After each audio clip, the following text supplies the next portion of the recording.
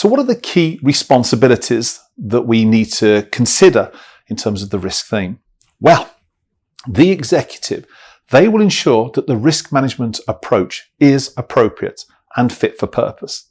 But they're also really keen to make sure that the business case risks are assessed and controlled appropriately.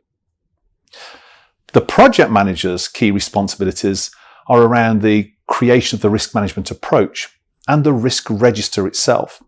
So one of the key things that the PM is going to be looking at is to ensure risks are identified, are assessed and controlled throughout the project.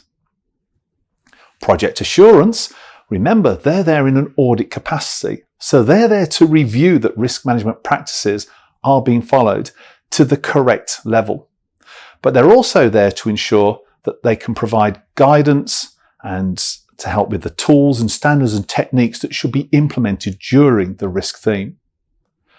The team manager, well, they will always participate in the identification and assessment of certain risks.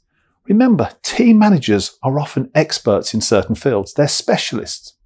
And it's only through the team manager will I be able to identify some of these highly specialized risks which I, as a project manager, would have or could have missed.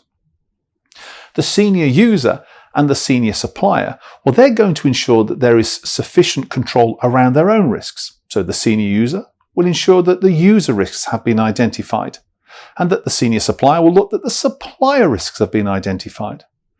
Crucially, the senior supplier, again, can have a lot to add here, especially when we're working with multiple suppliers, multiple commitments and multiple demands. We need to be aware that we've taken all these into consideration when looking at our total risk exposure.